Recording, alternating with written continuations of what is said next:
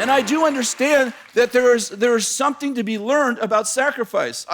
I believe that in my family, I believe every child should learn sacrifice. I do. And I believe that. I think that families should learn sacrifice. I don't think families should be sacrificed. No, I've watched families sacrifice for the sake of the ministry. I don't think a family should be sacrificed for the sake of the ministry, but I think every family should learn sacrifice. You know, and the way my kids grew up, they learned sacrifice because we didn't have much.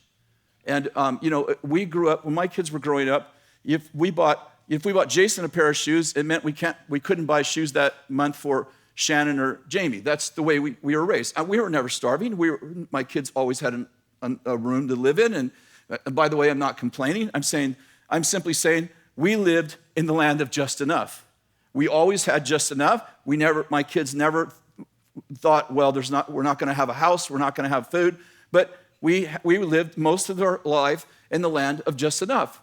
And so, you know, I told this story a few times, but I remember going home one night, and we had wintertime in Weaverville. You know, we owned 4 businesses in Weaverville. So wintertime in Weaverville, there isn't much happening. And the people who are doing business with you, it's pretty much on credit, and they pretty much don't pay their bill until springtime. So things get really, really tight, and you can either not do business with those people that'll pay you in springtime, or you can give them the services and hope and wait till 3 months before you get paid. And that's just the way it went. So we had some really, really, really tough times. And I remember going home one night, and you know, it was wintertime. I remember because there was snow on the ground, a couple of feet of snow on the ground. And I drove up to my house, and I happened to get home about early that night because I typically didn't get home till 6 or 6:30.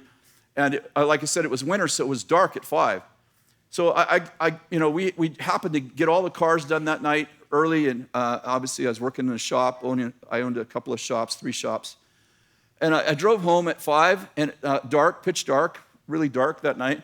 I drove up my driveway, and there was no lights on in my house.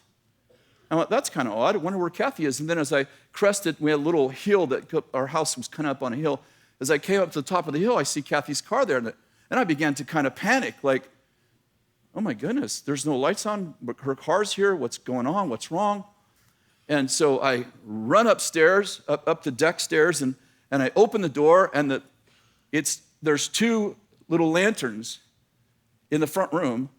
The fire's going in the fireplace. We had a wood stove, so it's warm in there, and there's 3 blankets that are made into tents.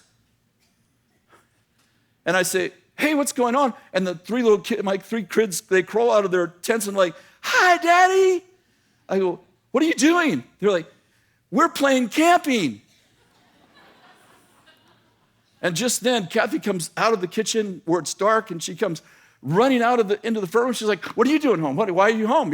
What time is it? You're home early. I said, what's going on? She's like, no, and I'm following her, and she's kind of talking to me, and she's obviously nervous. And we walk out on the front deck. I said, can you tell me what's happening? And she opens up the breaker box and flips the main switch on, and all my electricity goes on. And I said, come here. What just happened? She said, well, things are really tight. So I turn off the main switch after you leave in the morning, and I turn it on an hour before you come home. And the kids and we play camping all day. I said, how long have you been doing that? She said, I don't know, a couple months. This is what it means to be married to a woman of your dreams. That when things are tough, you don't blame God. You don't poison the children. You don't tell them your dad's an idiot. If he wouldn't have built these businesses, we wouldn't be living like this. No, instead, you figure out what you can do when you have 3 little children at home to help.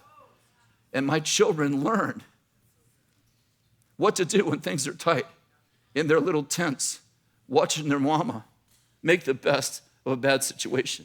And that's what we do when things are tough. And we learn things when things are tough that we don't learn when there's more than enough.